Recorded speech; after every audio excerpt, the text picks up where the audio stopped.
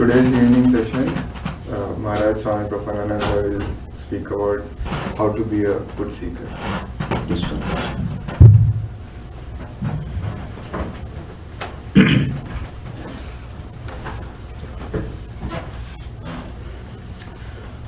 Om Bhadram Karnevi Srinvamo Devaha Bhadram Pashe Maksha Virjajatraha Sthirairangai Istustuvagum Shastanuvihi Vashema Devahitam Jadayuhu Om Shanti Shanti Shanti.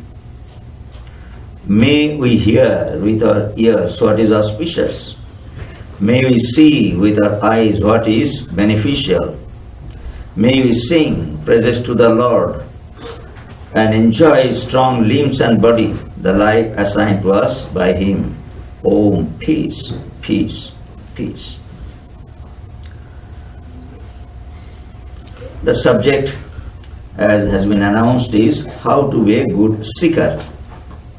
There is a celebrated story that once a young man came to a teacher, spiritual teacher. He was a spiritual seeker and wanted to be a disciple.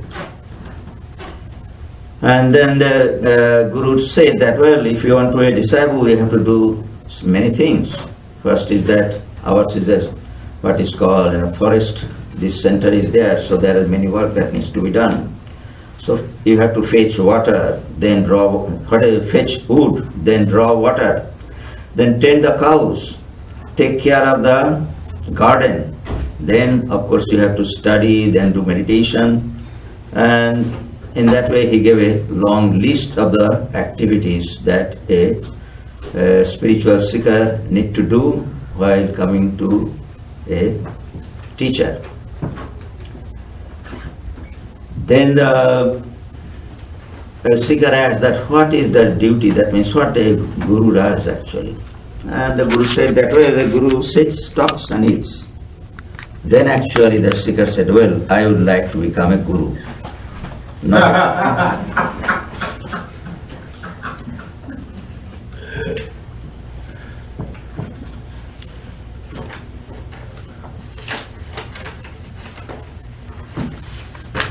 So this is the situation, Now in Bhagavad Gita, Lord Krishna has said that Chaturvidha bhajante man jana supritanarjuna artha jignasu artharthi jnanika bharatasya. This is the beginning. That means 4 types of virtuous men worship me. That means seek me, if you call it. The man in distress, the man seeking knowledge, the man seeking enjoyment, and best of the Bharatas, the man endowed with wisdom. So this is the first classification. You can see that who are really the seekers. Seekers can be classified according to Lord Krishna into 4 categories. First is that a man who is in distress. That means who is suffering physically and mentally, and there is no way out of that. When he sees that he is really very much in trouble, no solution is coming, then as a last resort he takes the name of God, or he takes refuge in Lord. So he is also a seeker. Then the man seeking knowledge also. Some people think, that means a thinker who may have the intention to know who is God, what is God, whether he can be reached, and in that way many questions come to him. So in that way also he approaches or prays to God. Then the man seeking enjoyment also. It has been said by seeking God one can earn 4 things. That means dharma, artha, kama, moksha. So naturally many people will like to have more enjoyments, much money, and also what is called other sense enjoyments, and pray to God. In that way also they come to God, and in that way they pray. They are also seekers. And then ultimately he is saying that, O best of Bharata, the man endowed with wisdom. That means who, after knowing that yes, I need to reach God, I seek God because of this purpose. That means maybe for spiritual growth, maybe for loving God. In that way actually, knowingly they come to me. So these are the basic seekers that we see. Now the point is that it is very difficult to what is called find what qualification actually will lead to God. That is the main thing. Some people, if we see the background of spiritual personalities who have been successful in spiritual practices, and if you look to their background, that means if you go background check, if you do, you will not find that there is similarity, much similarity in their search, in their background. So you cannot say that because he was like this that he became, he reached God or he became spiritual. In that way you cannot really categorize.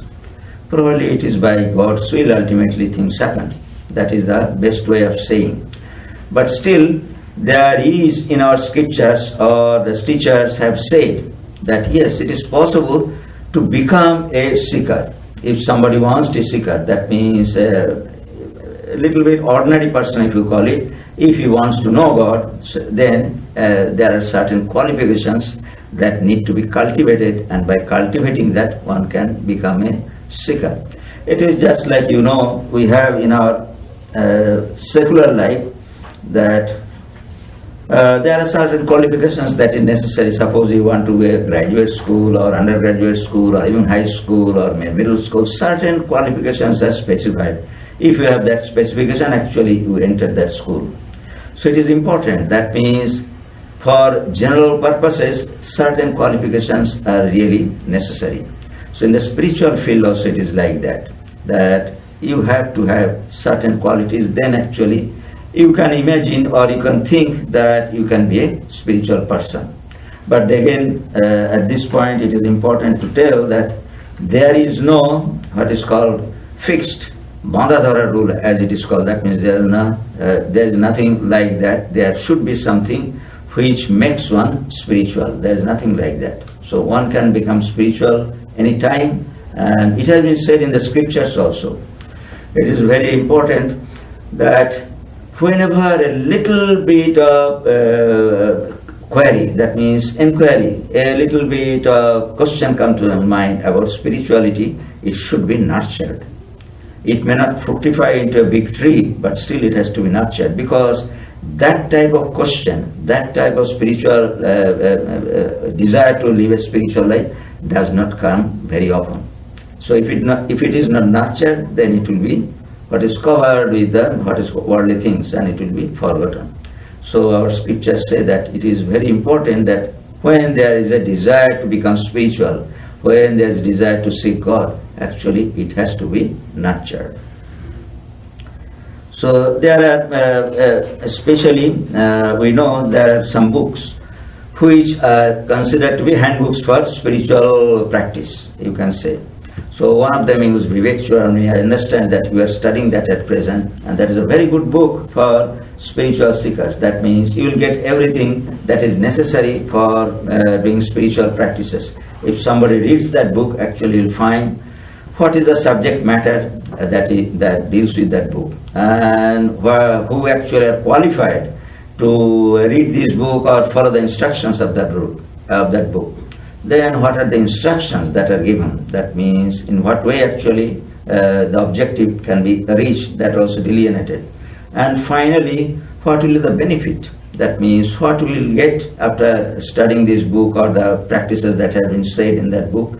And in that way, if you that also is written in that book. This is a general pattern. It has come down to us from generations, that all the books of spirituality contain these four aspects. So these are the Anubandha Chatushtaya, as it is called. There is a very good book like Vivek Chudamani. Vivek Chudamani is a little bit elaborate, and it is very elaborate and detailed, and also it has got much depth. But as you know, for us, smaller the book, better for us. That means if we know in a nutshell something which will work for us, then it is better. So Shankaracharya was in the 8th century, and later on, probably 12th or 13th century, there was another spiritual teacher. He wrote one book which is not known as Vedanta Sara.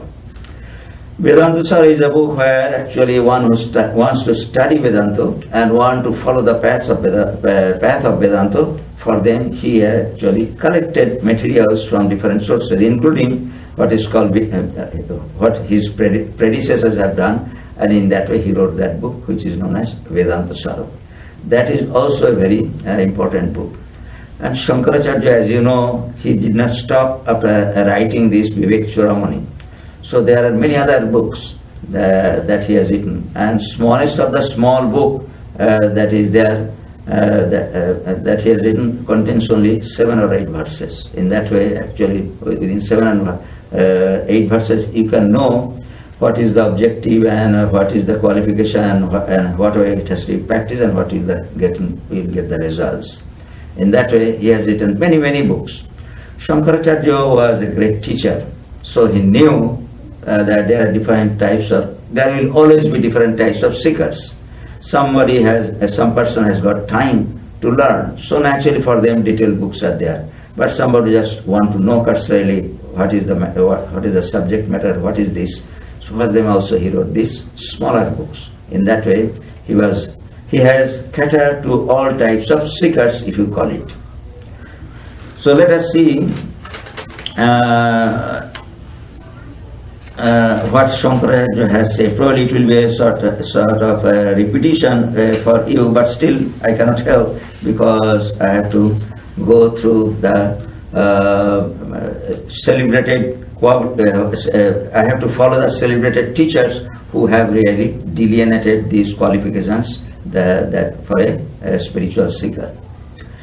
He is saying that success depends essentially on a qualified aspirant, and time, place and such other means are but auxiliaries in this regard. That means it is the qualifications of a teacher which is very important. That means a qualified teacher under any circumstances will be successful. Of course, he is saying that factor of time is there, or under what circumstances actually he starts, that is there. Place is also there. In our scriptures, Lord Krishna has said that, well, you cannot do spiritual practices in a place where inside the town where what is called, people are always moving, there is always sound and commotion and all those things. That is not a good place for practice of meditation. So place has got important. And that is why we see in ancient days there used to be retreats, that means which were exclusively dedicated for spiritual purposes. And people used to go, those were seekers, time to time probably they used to go and do spiritual practices. The way nowadays actually this is being again developed in secluded places probably, and in this country there are many secluded places, this type of retreats are coming up. So that exclusively for the purpose of exclusive practice of spirituality, one can go and do according to their own understanding, or if they want some guidances from teachers will tell and they can continue that practice. So the place is also very important, that Shankaracharya has said, and such other means also. There are other means also.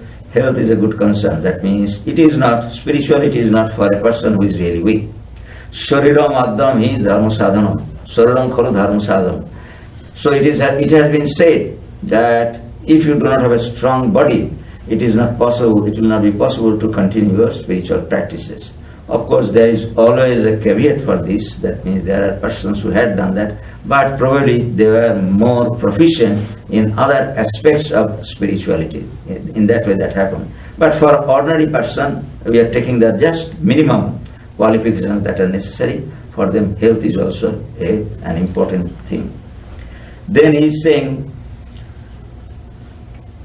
the intelligent and learned man skilled in arguing in favor of the scriptures and refuting counter arguments against them, one who has got the above characteristics is the fit recipient of the knowledge of the Atman. That means he can become a fit seeker. So what are these? The intelligent. That means it is not for a person who does not have intelligence. That means munda buddhi as it is called. He might have intelligence in other aspects or other areas of life, or he may not have any intelligence in any aspect of the life.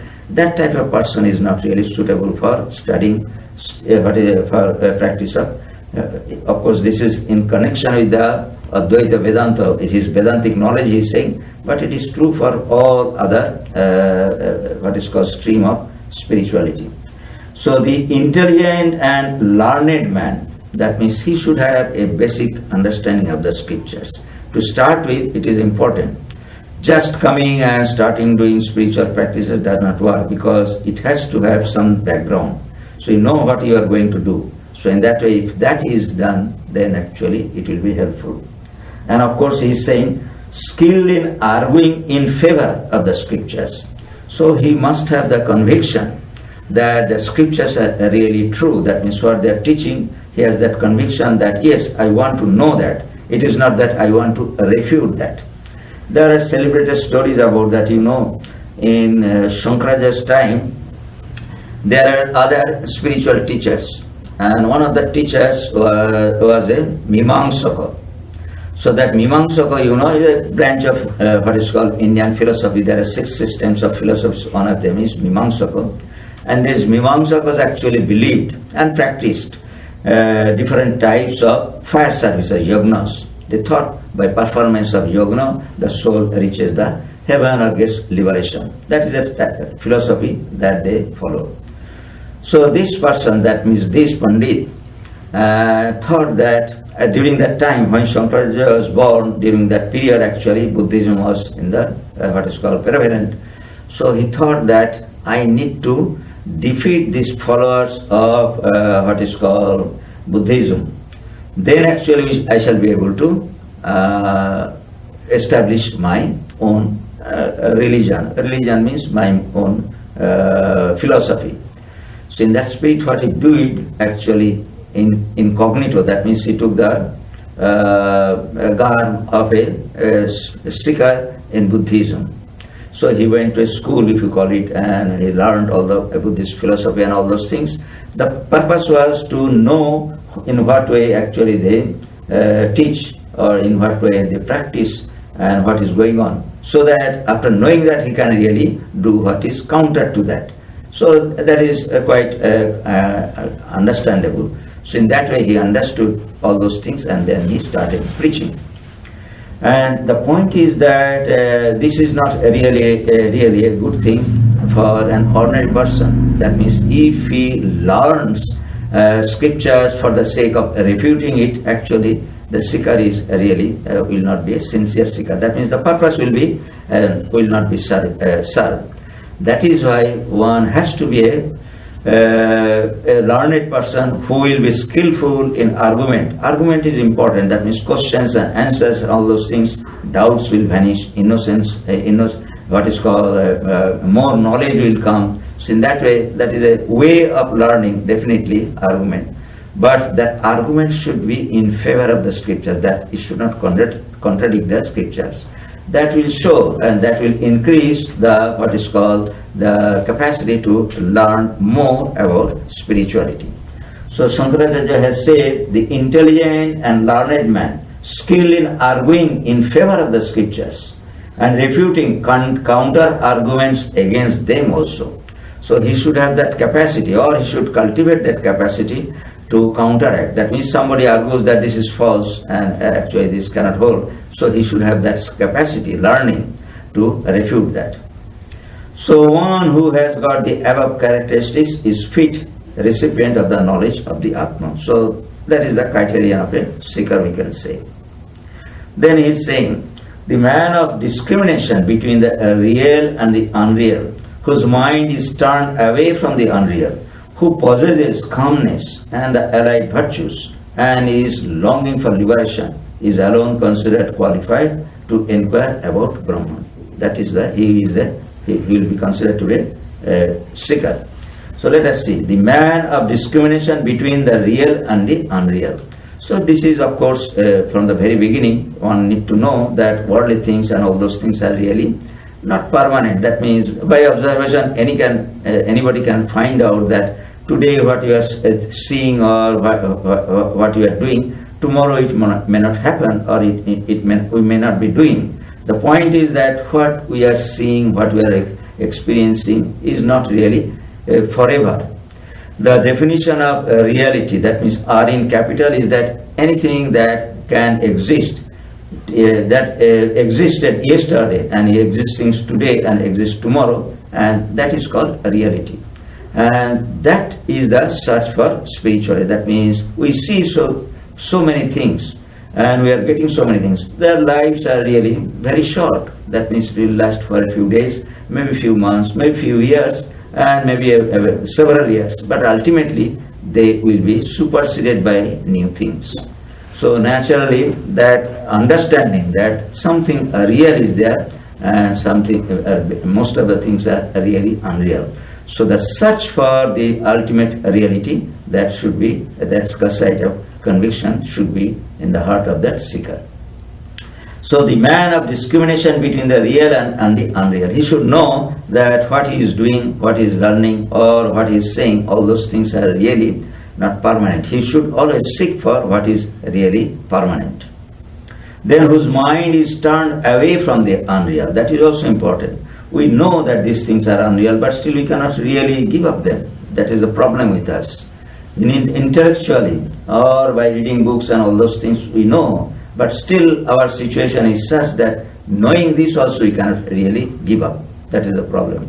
But a real seeker will have to have that strength and courage to give up what is really considered to be unreal, what the scripture says to be unreal, what his teacher says that these are not really, they are not permanent, this will not lead to what is called a spiritual growth, so he will have to give up that. So that type of attitude should be there. That is, whose mind is turned away from the unreal. Then who possesses calmness and the allied virtues. Calmness means that Samodamo, that has been said, that I shall come. That means there are certain virtues which are important for the mental virtues. That means certain practices actually brings that calmness of the mind, because ultimately it is that we don't have to go anywhere to have the highest realization, as Patanjali has said. During Shankarachary's time, actually Patanjali was already there. That means he has written his Yoga Sutras in 2nd century or 3rd century before Christ. So those books are available. So it is quite known that we don't have to go anywhere for the search of what is called knowing what is ultimate reality, what is self-realization. Just sitting in one place, actually you can do that. Just control the mind. So when the mind is calm, actually we'll be able to realize. It will automatically come because it is with us already. It is not that it is not with us. That means something which is not there you cannot get. So the point, there is a possibility that you will not get, but something which is always with you, there is no way that you can lose it ever. Only thing that you do not know probably, or probably you are not making effort. So certain virtues, if they are cultivated, will be able to control the mind. So in that way, that has been delineated. So regarding this, sages has spoken of 4 means of attainment, which alone being present, the devotion to Brahman succeeds, and in the absence of which it fails. First enumerated is the discrimination of the real and unreal. Next comes the aversion to the enjoyment of fruits of one's actions here and hereafter. That is also one important that we do not know, do not pay attention. That is the point.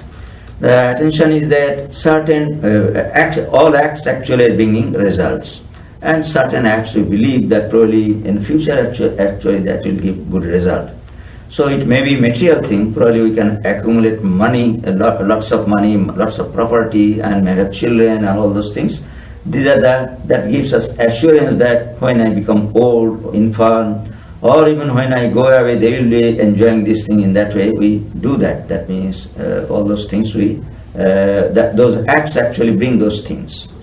Now the point is that still we have to understand that these are really evanescent. That means these are not really the thing that we need to do for the spiritual success. And another aspect is that something unseen is also there, as the scriptures have said, that can be obtained by doing certain acts, sacrifices, and certain type of rites, and that has been mentioned in our scriptures, especially in Vedas. You know, the Vedas have 2 parts, that means Karmakanda and Gnanakanda.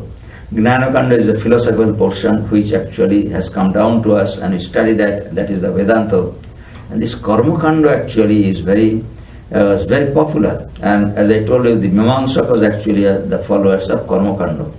And there are many rites, many sacrifices many types of what is called other acts that has been said. If you do, not in this life, but in future life, or after your death, you will get something which is covetable. Probably they will say that if you die, when you will die, if you do such and such a right, you will go to heaven and live there for maybe 1,000 years with Indra. That means the ruler of what is the whole Devaloka. So this type of assurance are given. Probably those things worked also. That is why those things are still existing. So the point is that that type of desire also have to be given up. That means which will come to us after our death, with the benefit that will come to us after our death according to scriptures. The covetousness for those things also have to be given up. So next comes the aversion to the enjoyment of fruits of one's actions here and hereafter. Next is the group of 6 attributes, calmness and the rest, and the last is clearly yearning for liberation. Let us see what are the, what is called, after saying this, Shankaracharya has given little bit detailed description. That is the beauty of Shankaracharya, especially in this book of Viveka Chudamani, that what he has said, he has always given detailed explanation, so that we can understand by reading that what he means. Otherwise, these are quite sufficient. That means if these 4 lines were said, these are the qualifications, then that is the end of the what is called spiritual seeker's qualification. But to be practical, he has given a detailed description of those things. So he's saying a firm conviction of the mind to the effect that Brahman is real and the universal and the universe unreal is designated as discrimination, viveka, between real and the unreal.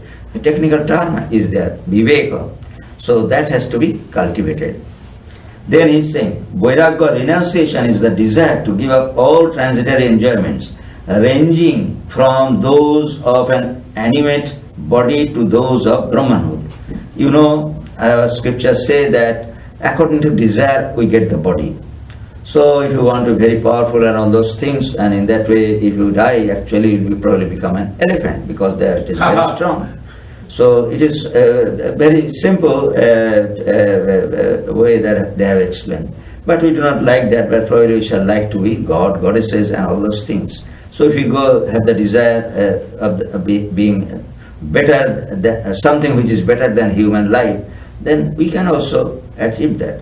Brahmanhood, that means that is the greatest position that one can have in the, one can get according to scriptures. That means you will be the ruler of one, what is called 1 million year or something like that. In that way, your power will be there, and that is called Brahmanhood. So in that way, that is there. And the scriptures say that is possible. So, but the point is that all those desires, little desires, and this greatest desire to Brahmanhood, I have to understand that they are unreal. In that way, that has to be given up. So he's saying Vairagya, renunciation, is the desire to give up all transitory enjoyments, ranging, that means enjoyment, what to say about the day-to-day enjoyment, but he's saying that these other interesting enjoyments are also there, from those of an animate body to those of Brahmanhood, having already known their defects. Defects means transitoriness, that is the thing. That means if you get a job which will be lifelong, naturally you are committed to get that job, it is well paying and everything is okay. But Brahmanhood, you can imagine, that means the ruler of the universe for million years, if you call it, probably several million or billion years. But that type of position, if you get, what a covetable position is that. So by applying our what is called discrimination, viveka, we have to give up that. It is not that after enjoying we shall see the defects, then I shall give up. It is not like that. Intellectually, actually, you have to understand that, and then in that way we have to give up the desire. So the body of the Brahmanhood, having already known the defects from observation, instruction and so forth. How this can be done, can be known, probably teacher will say, or by studying scriptures you can find out, and also by what is called intellectual, in your own intellect, by cogitation also you can figure out that these are really, what have been said is true. So the Brahma is the highest. Shankaracharya has given a very good explanation. Rather, the commentator has given a very good explanation. Brahma is the highest being in the scale of relative existence. So according to scriptures, if you know in Vedanta, in our books, that has been Taittiriya Upanishad, you will find some details have been given. Brahma is a position, highest being in the scale of relative existence. The seeker after freedom has to transcend this scale, detained by enjoyments implying subject-object relation, and realize his self as existence, knowledge, and existence, bliss, and absolute. So by cogitation, by applying your argument in your mind, actually, you'll be able to figure out. So this Brahmanhood actually is the greatest position that one can have in the transitory world. Then he's saying, the resting of the mind steadfastly on its goal, that is in Brahman, after having detached itself from the manifold of sense objects and continually observing their defects, is called Shama or calmness. These are very precise definition. That means we need to reflect on this. That means if it is a Shama, that means calmness. So how actually calmness will come? So he is saying, the resting of the mind steadfastly on the goal. That means our mind should be on the ultimate object. Then the calmness that will come, and that is called Shama. So after having detached itself from the manifold sense objects by continually observing their defects. So how that attitude will come? He is saying that you have to see the limitations of those objects which we perceive through our senses. That means through our eyes, ears, or taste, or touch, all those things. To them actually we perceive the outside world. So that they are not permanent, that we have to understand through our what is called mental cogitation. That is called Shama. And then in that way actually the mind will be established in Brahman, which is, with the scriptures at the beginning actually we really do not know what is Brahman. But it has been said that Brahman is the ultimate reality. It is the what is called existence, knowledge, bliss. So it is inferior to, that is inferiority of all objects to Brahman, that we need to understand, and in that way we should be calm. We should not, that means restlessness will go away. Then he is saying, turning both kinds of sense organs away from sense objects and placing them in their respective centers is called Dhamma, self-control. And as you know that we have 5 senses of reception, that means knowledge, and 5 senses of action. So to control the mind, first is that these senses need to be controlled. What to say about the mind? That means at least outside things should be controlled. That is possible. If you sit tight for some time, you know that all the organs will be inactive for the time being. That means you can control them. Then comes to the mind. So in that way, turning both kinds of sense objects. Both kinds means what is called sense of knowledge, and sense of action. 5 plus 10. Away from sense objects and placing them in their respective centers is called Dhamma or self-control. The concept of our senses is like this, that the terminal of the senses are really outside, so they are seeing outside. But it is neurological, if you call it, is connected inside the brain, or there where the mind is there is the end. So there also their terminals are there. That means each sense objects, senses have got their terminals.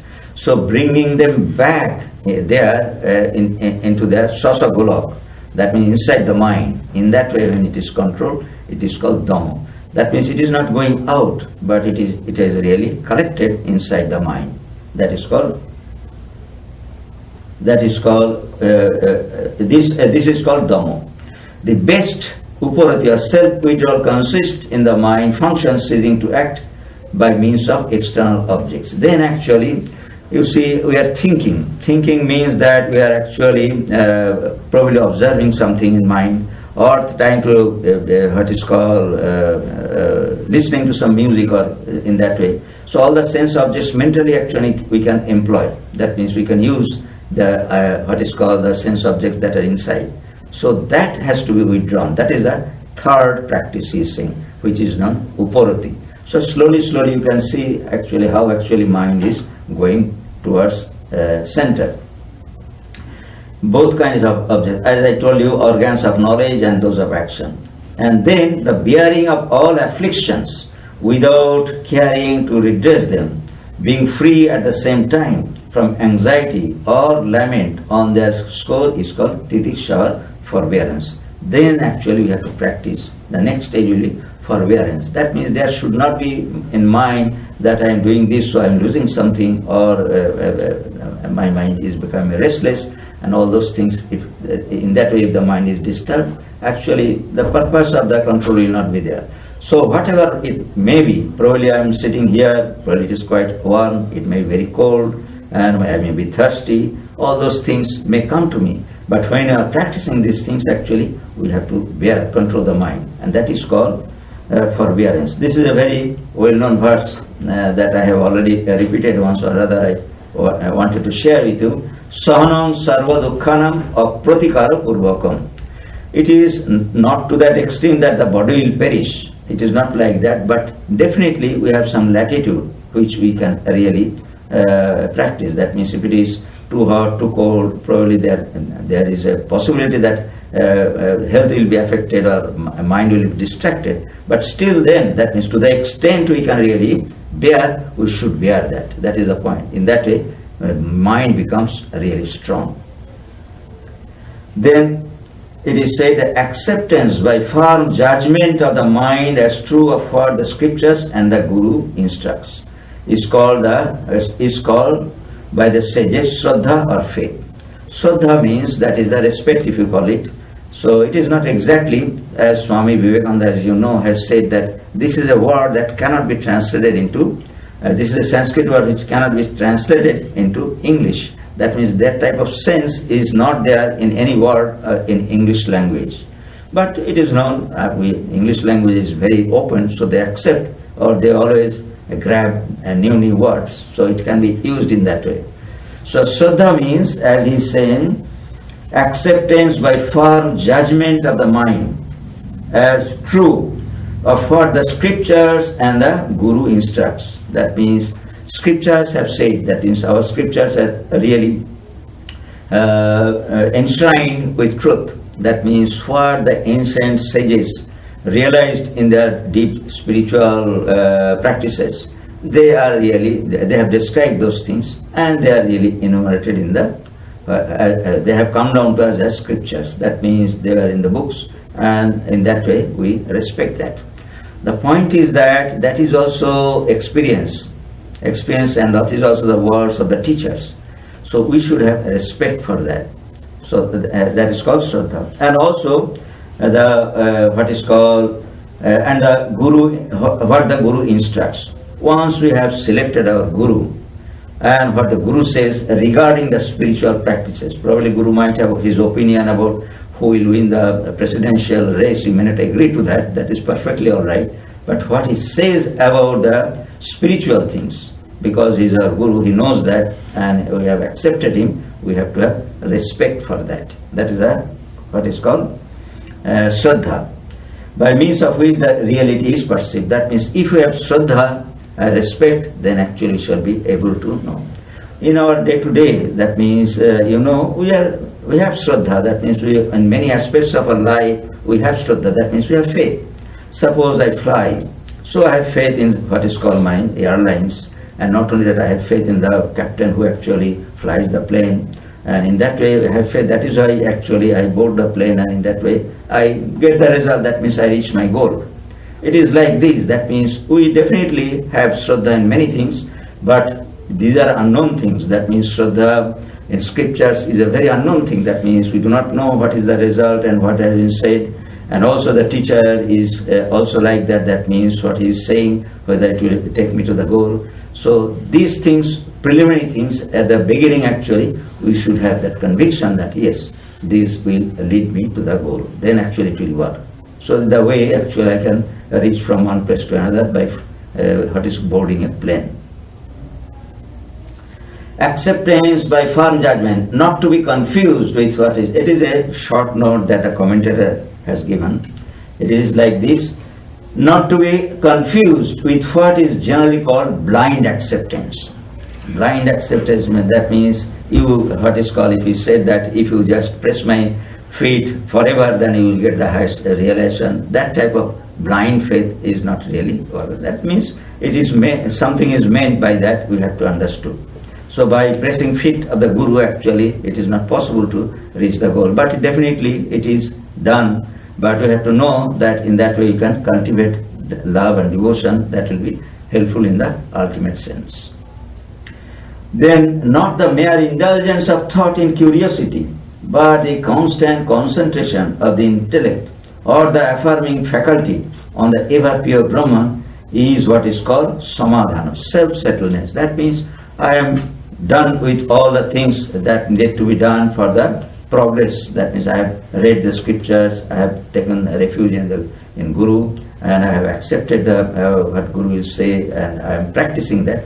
And ultimately, when we know that yes, I am firm that this what I have done so much, what I have practiced actually will lead me to the goal. That is called self-settledness. That means which is called samadhana. That means I have come to the conclusion. Conclusively I have taken to the spiritual life. Then actually things work. The point is that then again there is a note. That means sense, not the mere indulgence. What is meant by mere indulgence? That is being explained. Not the mere intellectual or philosophical satisfaction in thinking of or studying the truth. That is done by the what is called mere scholars.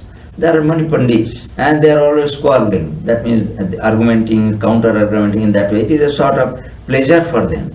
Not that type of what is called indulgence of knowledge. That means we have to have firm conviction that what has been said is really true and I am up to that. The intellect must be sought to be resolved into the higher activity of concentration of the truth. Then I am ready actually to find out what the scriptures has said. In that way, there should be a resolve. Then mumukshutva, that is another qualification that has been said. That means yearning for freedom. Yearning for freedom is the desire to free oneself by realizing one's true nature from all bondages, from that of egoism to that of the body, bondages superimposed by ignorance. That is mumukshuttam. Mumukshuttam, we are mumukshu in a sense, that means we want to get rid of this bondage that we have. Bondage, if we understand. Some people do not understand that there is bondage. As you know, the fish story, Ramakrishna has said, there are persons just like a fish. A net has been cast in the pond. And some people feel that we are very all good, that nothing is happening, so they stay there. And ultimately they are caught and they die, that means they are eaten. But some fish know that this net actually will drag me up and I shall die. So immediately they try to get out of that. Some of them actually get out of that. That means by jumping and by hook or crook they want to get out of that, they do that. And some people in the struggle, probably they are not successful, they also die. So that mumukshuttam, that the desire to become free from the bondages that are really, we have to first feel that we are really bound. If that has come to our mind, then actually you can really strive to get rid of the bondages. So that desire to become free is called mumukshuttam. Then actually all those practices that has been delineated will be fruitful, useful. In that way it will happen. So even though now actually he is saying that this is what is called a sort of delineation, that means just to make us understood. Teachers, actually Shankaracharya has said that these are the things that are necessary. Now there might be a doubt, that means how actually we shall have all these qualifications together, and in that way then actually we shall try to take to spiritual practices or be a good seeker.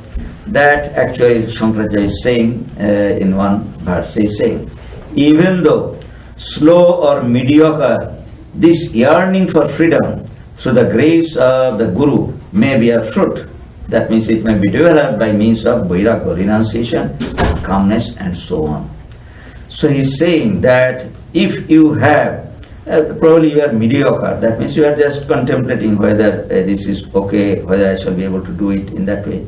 But by the grace of Guru, that means by holy company as it is called, it may be increased. That means desire for liberation may be increased. And not only that, what is called a renunciation, by practice of renunciation, and also by practice of this qualification that has been said, this mumukshutvam can be increased. That is the point. So these are the ways by which actually seeker may ultimately have the highest realization, that Shankara said. And he is also saying the degree of this, what is called desire for liberation, can also be enhanced. In his case, verily whose renunciation and yearning for freedom are intense, calmness and other practices have really their meaning and bear fruit. So those who are mumukshu, actually, if they practice the qualifications that he has said, actually it will really enhance their what is called mumukshutam, that is, their progress will be rapid. That is the point. So if you are already mumukshu and then actually start the practice of these things, actually the progress will be rapid. So that is the point. Where, however, this renunciation and yearning for freedom are what is called torpid, their calmness and other practices are as mere appearance, like water in a desert. That also is saying that if you do not basically have mokshuttam and you start practicing other qualification that has been said, actually it will be what is called, it may not fructify also. That is a mere show. It may happen, it will be just a mere show, because you do not have in your mind the ultimate goal. So he has also warned that. There, he is saying mere appearance means they are without any stability and may vanish like the mirage any time. That means the practices you may give up. If you do not have strong mumukshuttam, you may give up the practices even. So in that way, everything will be null and void. For without burning renunciation and desire for freedom, the other practices may be swept off by a strong impulse or some strong blind attachment. In that way, it may not give the proper result. So this is important. That means ultimately we see mumukshuttam is the main driving force for the spiritual life or spiritual progress. Then comes the what is called these simple practices that Shankaracharya has said, and that is of course all the spiritual teachers also will say, if they supplement, and in that way actually one can progress in spiritual life. Among things conducive to liberation, devotion alone holds the supreme place. The seeking after one's real nature is designated as devotion. It is a Shankaracharya's definition of devotion. He actually does not, though he is a great Advaitist, that means all the mental qualities or meditation and all those things are his practices that is describing, but still he gives great credit. He himself is what is called devotee. We see that he has written so many beautiful verses eulogizing different gods and goddesses. So he is really taken into account that devotion also is a path, and that is also what is called, his definition of devotion is very interesting. He is saying the seeking after one's real nature is designated as devotion. A real nature. So we can apply, or you can think how actually this real nature can be a devotion. It is like this, that means we have, say in devotion practice, we have to choose some ideal, chosen ideal as it is called. So you are seeking to have that. And actually where you seek, we seek in our heart, that within ourselves. And that search for that chosen ideal is actually practice. That means the true nature. That means when a seeker of devotion reaches the highest, actually it becomes one with the ultimate, what is the chosen ideal. And chosen ideal is nothing but the representative of the ultimate reality. It is like that he has come down in that form, avatars if you call it, and in that way the purpose is served. So devotion has been nicely described in his own way by Shankaracharya that we see. So let me repeat or supplement it by what the commentator has said on this point, that what means by seeking after one's real nature is designated as definition. He is saying this definition is from the Advaita standpoint. Dualists also substitute Ishvara, Supreme Lord, for the Atman or Supreme Self, immanent in being. Of course, define Bhakti otherwise. The example Narada defines, Sa Kasmai Chit Parama Prema Swarupa. It is the nature of extreme love to some being. You know that there in the definition of ultimate reality there is three words: existence, knowledge and bliss. This bliss aspect is important for the practitioners of what is called the devotion. They want to enjoy that bliss. So, but it is a part of the ultimate reality. For in that way they seek, and in that way they actually worship or they meditate on their chosen ideal, which are mostly avatars.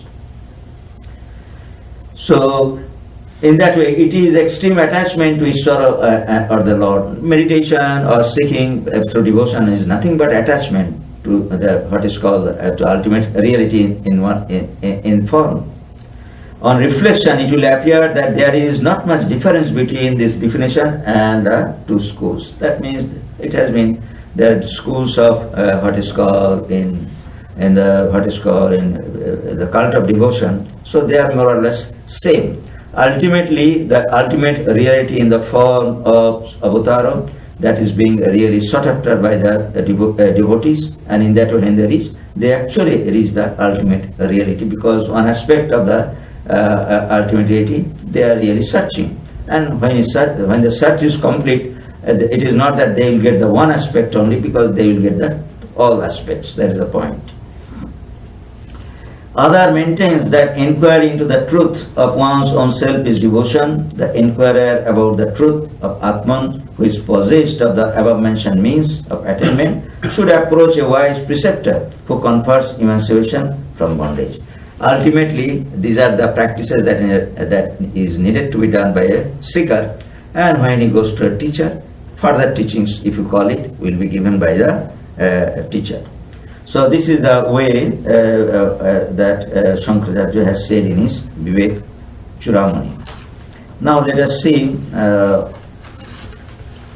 what other schools have to say.